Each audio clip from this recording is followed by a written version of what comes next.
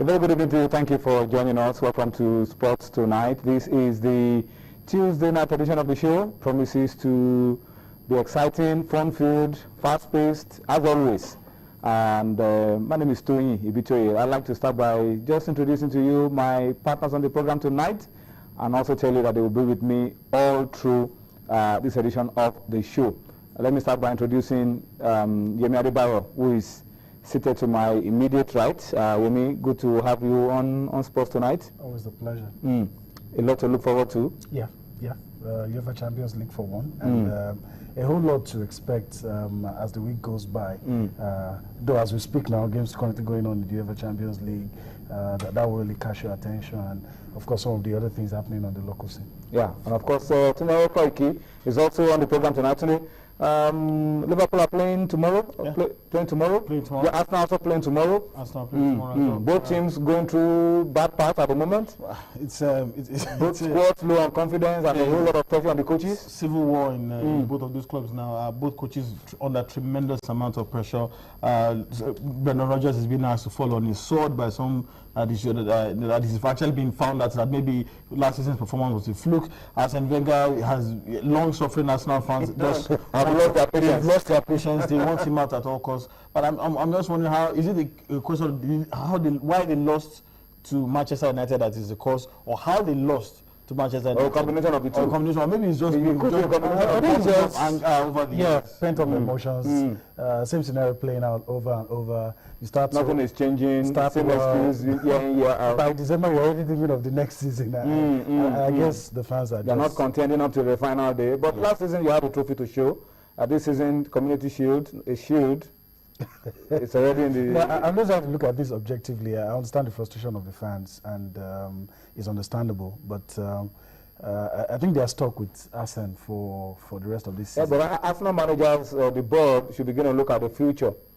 Because how long are we going to continue this way? Can things improve? Arsene is getting older. That touch can't get better. Well, they say he's getting older and he's getting more stubborn. And even already, it's one of the biggest shareholders in Arsenal, Alisha Osmanov. I don't agree that he has lost. I think competence has never been the issue. I think it's just the stubbornness, like Tunde pointed out. But it's getting more stubborn. That's what I'm saying. He's getting older. Year in and year out. He's getting more stubborn. And the results are not coming. Yeah, I think the board has a role to play. I mean, frown out some of these things. Look, we want to win trophies, and he'll probably change his approach, but he knows how to just come and bamboozle everybody with words, say everything. The only place where probably they will look at Arsene Wenger and feel, okay, let's just give him all the backing that he needs, is that the books are balanced.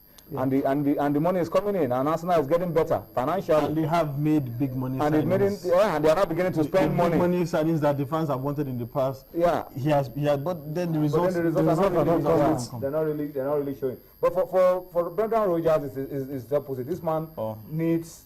I mean, I don't know whether the fans should believe in him. Last season they came so close. They made a whole lot of changes to the squad, and it's going to take time. Now that we have the distraction of the Champions League, with the league going on, surely things will have to change a little bit. The problems were there on the surface last season, but now it has been amplified. The problems were covered by a certain Luis Suarez. And aside that, we're playing in just one competition at the early stages. To focus on but now they're in three. They are brutally exposed in most of those areas. New players. Same situation when Gareth Bale left Tottenham. He's playing out in Liverpool now. I just find it very hard to replace Luis Suarez, get that match winner.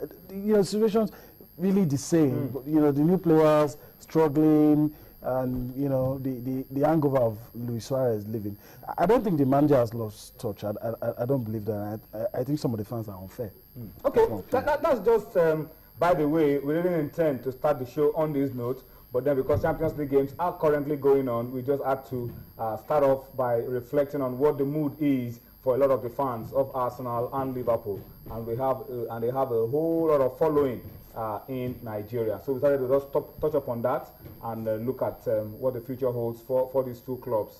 But let's bring you into it and tell you that tonight we will also want you to talk to us. A lot of you are saying a few things already on Twitter, but we want you, in case you are watching us for the first time, you've never been a part of this show, and you are watching just for the first time, We have a feedback mechanism that is effective, that we want you to be a part of, and that's what you are seeing on your screen. We want you to give us your own opinion to some of the issues as we've raised them. Maybe you agree with us or you don't agree with us. You can make your opinion known. Give us your own comments, your contributions to what we've said. Facebook, on Twitter, we are active, and we want to hear from you on the program tonight. So please take advantage of what you are seeing on your screen right now and talk to us on the show tonight. What do you feel is the way forward? Not just for Liverpool or Arsenal. We're going to be talking about Nigerian football a whole lot. Talk to us about it and let us know what you think could be the solution to the problems that we're encountering at the moment. All right, gentlemen, let's go on quickly. And one of the main issues that we'll be talking about on the program tonight, of course, has got to be the issue of Super Eagles coach Stephen Keshi. A lot of stories are flying around, and we will be talking about Stephen Keshi on the program tonight. And we want you to talk to us about it as well. What does the future hold for this man called the Big Boss? He's a hero of Nigerian football. He's seen it, but at the moment things are not going exactly the way Nigerians want them to go.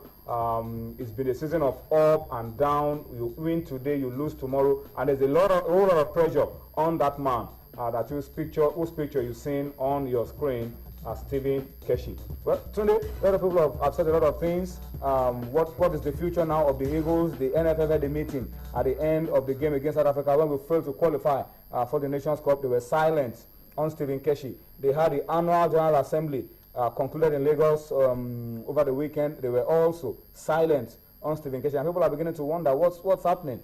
But then, before I bring you in, earlier on today, the president of the Nigerian Football Federation, Amaju Pinnick, was on the flagship show, Sunrise Daily, early morning show on Channels Television, and he had a whole lot to say about Stephen Keshi, what's the future, and all of that. Just to summarize what he said, he says Keshi is not going, Keshi is staying, and they are going to put a lot of things in place to make sure that Keshi is able to achieve success and that the Eagles are able to bounce back to winning ways under Stephen Keshi. Does that satisfy you?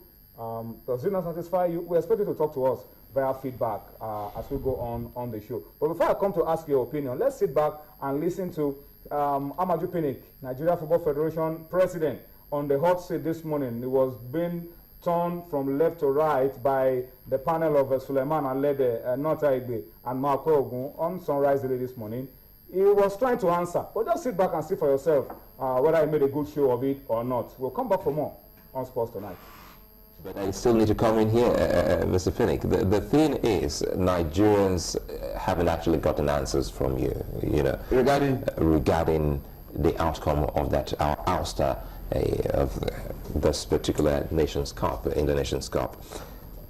For Keshi, we still have not heard any word from a coach. He still has not spoken to the press concerning that ouster. Are we in a dilemma here to the extent that still people don't want to tell us truly who recalled Keshi, and why would the nation be in a limbo? Why are we being emphatic about I'm telling you, because they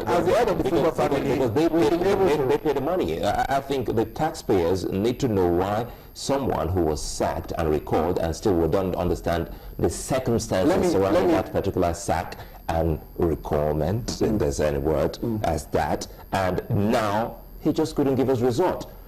Let me tell you, Keshi wasn't sacked. Keshi had a contract that was still pending, whether to be. At that point, the board came together. If you read it clearly, the communique we had in Abuja was that we were to send him on a 1-year intensive training, and that was it.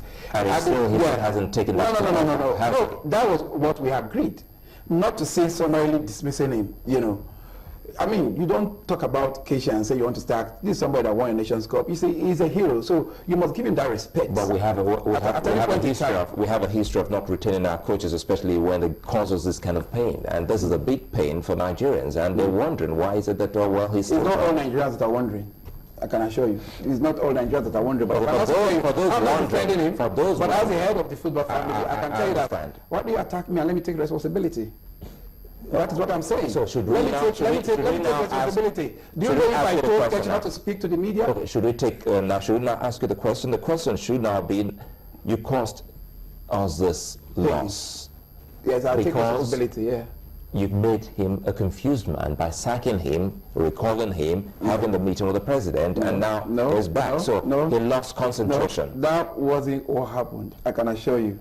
You see, Nigerians just make, like I just mentioned, that we just trivialize, politicize, or radicalize every issue. But I cannot tell you, I'm an insider, that wasn't what happened. Take us inside then. That's what I told you. In our meeting we had in Abuja, we agreed that this was what we're going to do. Let him go off. Let him go closer to his God, and because and when Amodu came up with the idea that there was no way he could, that he would talk and work with Keshi, and we said, okay, why not as a technical director? Because before I came in, he was made a technical director, and that's exactly what happened. So I don't want us to be going back and forth on Keshi. Let's look forward and know exactly what we're doing in this country. Going forward. But I can assure you. Tell us about this headline: Keshi attacks NFF over foreign coach. Going forward, are we thinking of